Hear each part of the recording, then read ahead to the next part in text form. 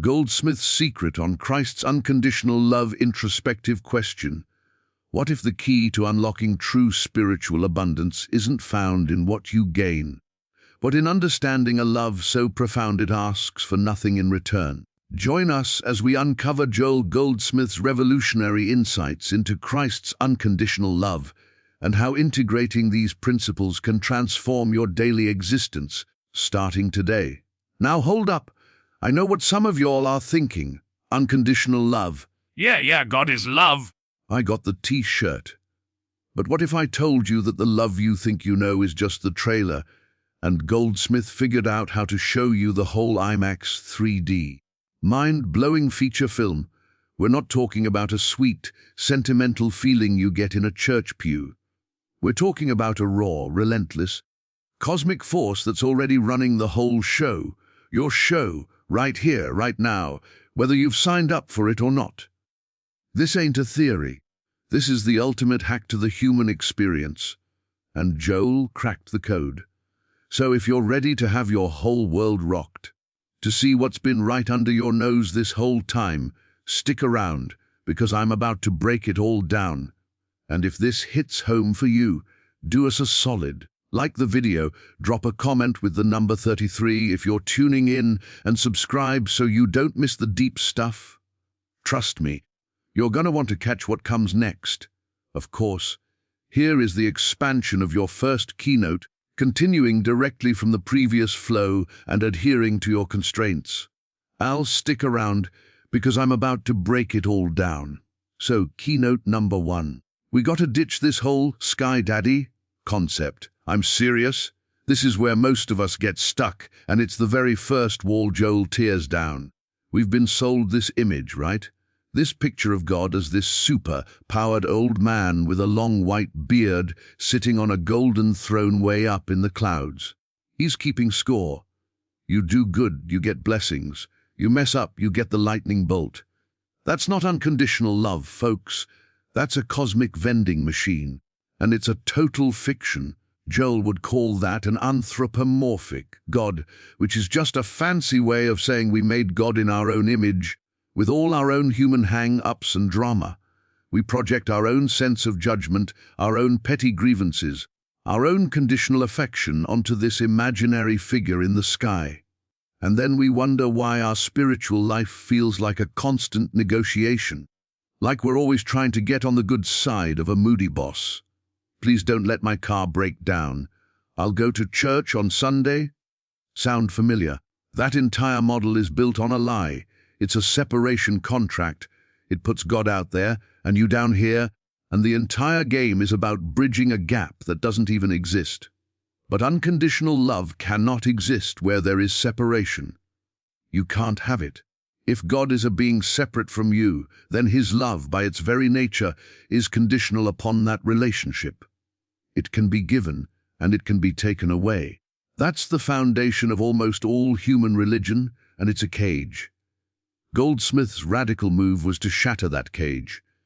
He said the truth isn't a person, it's a presence. It's not a being, it's the very fabric of being itself. This unconditional love we're seeking isn't an emotion felt by some distant deity. It is the active, intelligent, creative principle of the universe. It is the substance of all form. It is the life force animating your body, the intelligence behind your heartbeat, the consciousness that is reading these words right now. Think of it like this. Is the ocean separate from the wave? Can the wave do something so wrong that the ocean says, All right, that's it, you're out of the water club? Impossible. The wave is the ocean, expressing itself as a wave. In the same way, your individual being is not separate from the divine being. You are an individualization of that one life. You are where infinite consciousness gets to experience itself as you. So, when we talk about Christ's unconditional love, we are not talking about the personal love of a man named Jesus 2,000 years ago. We're talking about the impersonal, impartial, and relentless activity of that divine principle functioning as your own life. It doesn't love you because you're good. It is the very goodness of you, trying to shine through the cracks of your human mess. It can't not love you, because it is you at the deepest level of your being. To believe otherwise is to believe the wave could ever be separate from the ocean. This is the foundational shift. You have to let that old dusty, judgmental God concept die so that what is real and ever-present can reveal itself, of course. Here is the expansion of your second keynote, flowing directly from the first. Yes, you have to let that old, dusty, judgmental God concept die so that what is real and ever-present can reveal itself. And that brings us right to our second point. Love ain't a transaction, it's the current. See, once we drop that Sky Daddy idea, the whole game changes. We stop thinking of God's love as something we have to earn, something we have to be good enough to deserve. We stop treating prayer like a negotiation or a holy shopping list. I'll do this for you, God, if you do that for me. That's not spirituality. That's a business deal. And it's a terrible one, because you're always in debt. When you understand that God is the very principle of being, you realize this love isn't a reward for good behavior. It's the engine. It's the juice.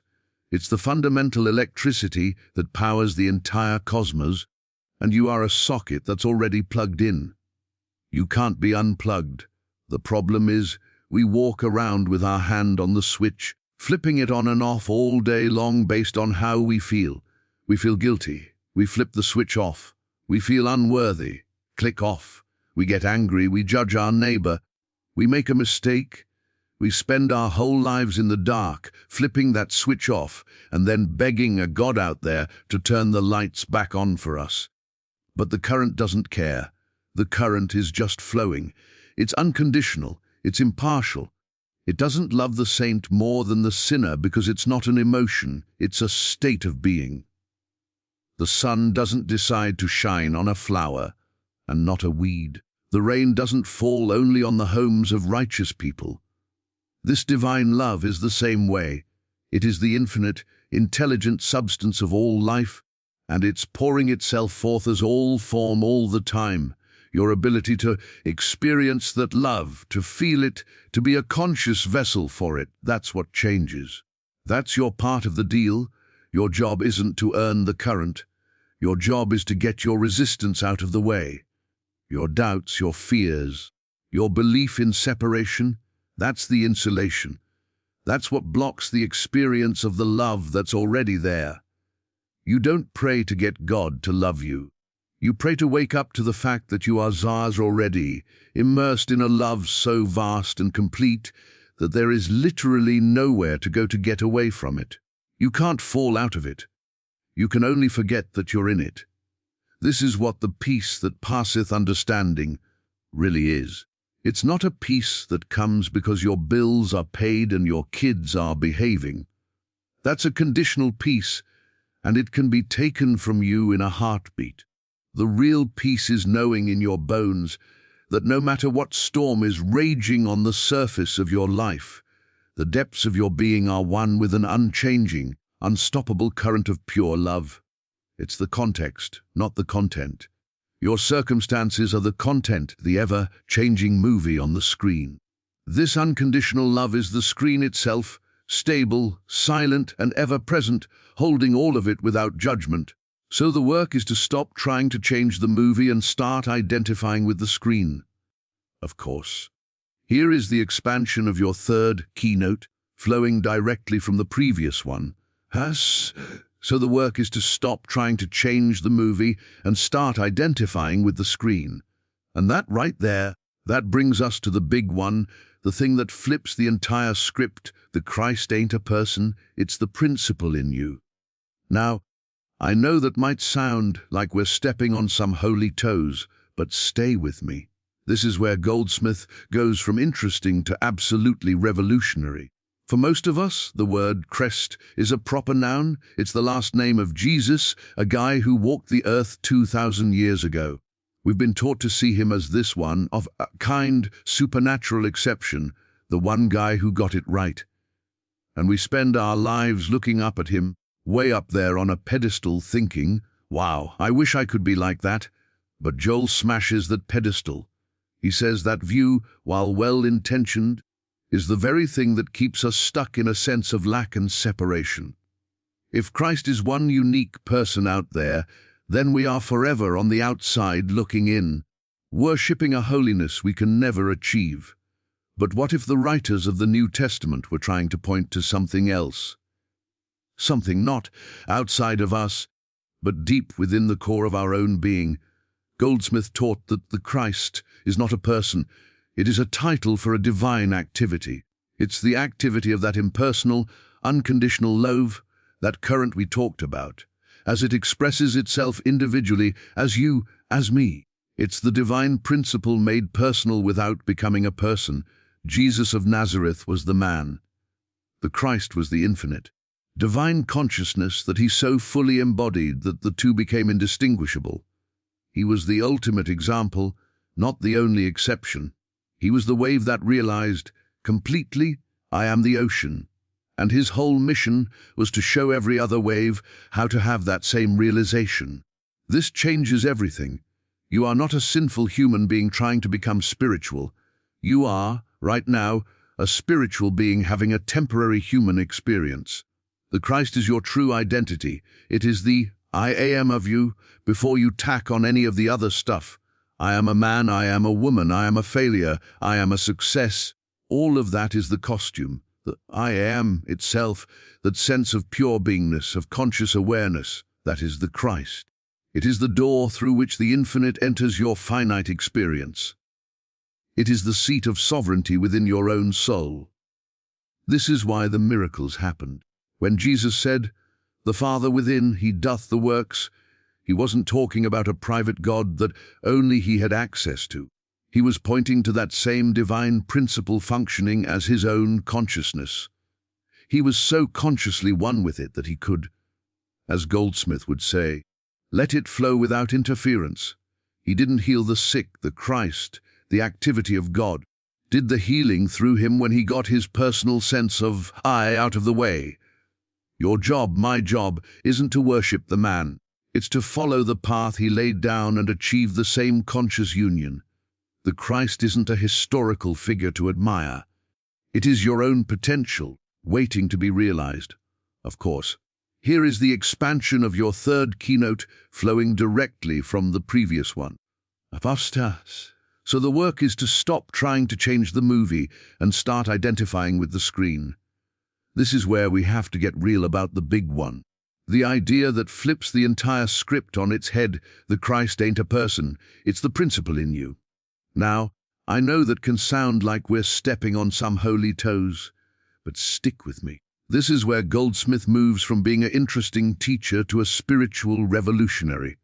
For most of us, the word Christ is a proper noun, a last name for Jesus, a singular, supernatural figure from history. We've been taught to see him as the one of a kind exception, the one guy who got it right. And so we spend our lives looking up at him, way up there on a pedestal, thinking, man, I wish I could be like that. But that very act of looking up and out is the trap. Goldsmith taught that this view, while well-meaning, is the very mechanism that keeps us locked in a sense of lack and permanent separation. If Christ is one unique person out there, then we are forever on the outside looking in, worshipping a holiness we believe we can never, ever embody. We make him the sole actor, and we become the eternal audience. But what if the writers of the New Testament were using a story to point to a universal truth? What if they were trying to describe something not as outside of us, but alive and pulsing at the very core of our own being? Goldsmith's radical revelation was that the Christ is not a person, it is a title for a specific divine activity. It's the activity of that impersonal, unconditional love, that current we talked about, as it expresses itself individually as you, as me. It's the divine principle made personal and immediate without becoming a person. Jesus of Nazareth was the man, the vessel. The Christ was the infinite, divine consciousness that he so fully surrendered to and embodied that the two became functionally one. He wasn't the only exception. He was the ultimate example. He was the wave that realized, completely and utterly, I am not just a wave, I am the ocean itself. and his entire ministry was a roadmap for every other wave to have that same earth-shattering realization. This changes everything about the spiritual path. You stop seeing yourself as a flawed, sinful human being who has to struggle to become spiritual. You begin to understand that you are, right here and now, a spiritual being having a temporary human experience. The Christ is your true operational identity. It is the I am of you, before you tack on any of the other stuff. I am a man, I am a woman, I am a failure, I am a success. All of that is the costume, the role you're playing, the I am itself, that pure, unadulterated sense of beingness, of conscious awareness that is reading these words right now. That is the Christ. It is the doorway through which the infinite enters and transforms your finite experience. It is the seat of sovereignty within your own soul. This understanding is the key to the so-called miracles. When Jesus said, "The Father within, he doth the works," he wasn't talking about a private, exclusive God that only he had access to. He was pointing directly to that same divine principle functioning as his own consciousness. He was so consciously one with it that he could, as Goldsmith would say, let it flow without interference. He didn't personally heal the sick, the Christ, what the active presence of God, did the healing through him the moment he got his limited, personal sense of, I out of the way. So your job and my job isn't to worship the man from 2,000 years ago. It's to follow the path of consciousness he laid down and achieve that same conscious union. The Christ isn't a historical figure to be admired from a distance. It is your own deepest potential, your true self, waiting to be recognized and unleashed. Of course, here is the expansion of your fifth keynote, flowing directly from the previous one. The mess isn't your enemy.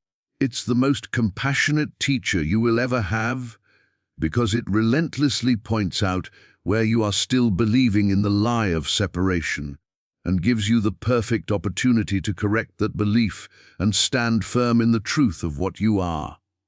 And that brings us to the practical how to, the shift that changes this from a philosophy into a lived reality. Stop seeking and start acknowledging. This is a huge one, because almost all of us are professional seekers. We're on a perpetual treasure hunt for God, for peace, for enlightenment.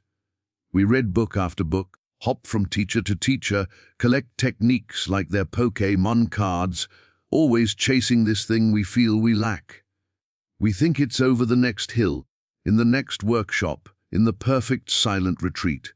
But Joel would look us dead in the eye and say, "You're running in the wrong direction."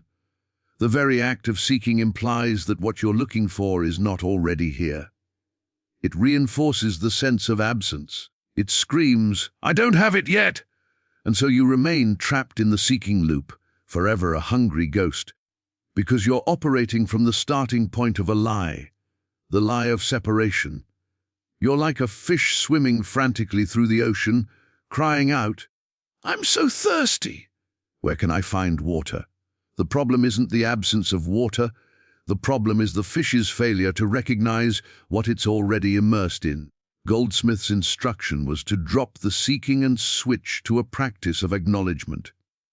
This is a total pivot in consciousness. Instead of reaching for something you don't have, you become still and acknowledge the presence that is already your very own being. You stop begging for a light from some distant God, and you simply acknowledge, the light is already on within me. I am that light. You don't pray for God to come and fix your life. You acknowledge, the kingdom of God is already intact within me, and it is the only reality of my situation. This isn't positive thinking. This isn't just telling yourself nice things. This is a conscious act of recognition. It's the wave pausing its frantic search and acknowledging, I am water, the ocean and I are one. You do this in the face of the mess. When the fear comes, you don't seek for courage. You get still and you acknowledge, the perfect love that casts out all fear is present here, right now, as my consciousness. When lack screams at you, you don't beg for supply. You acknowledge, the infinite substance of the divine is my immediate and eternal source, and it is fulfilling my every need now. This is the work. This is the practice. It's not about accumulating something new. It's about peeling away the layers of ignorance that prevent you from experiencing what is eternally true. You are not building a connection to God. You are dissolving the illusory sense of a self that is disconnected.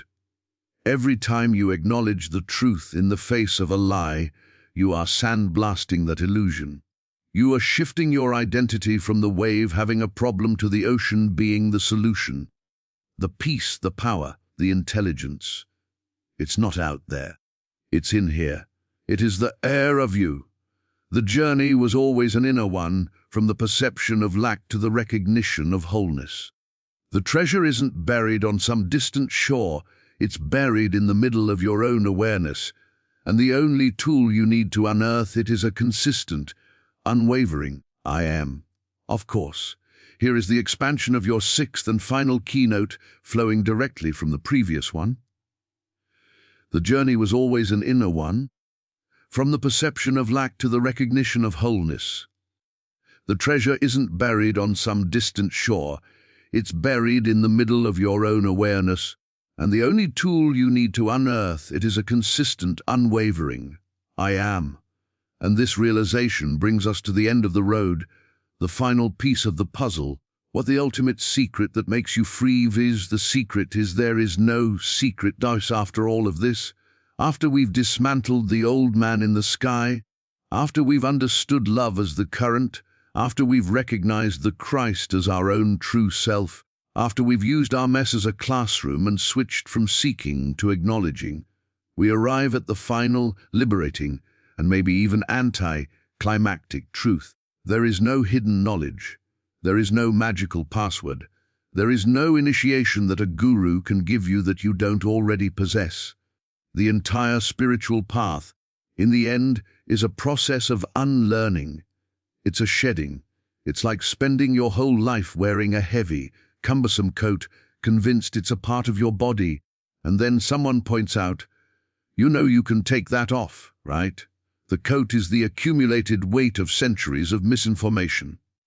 The belief in separation, the idea of a conditional God, the identification with the struggling, sinful self. The truth isn't something you put on. It's what you are when you finally take all of that off.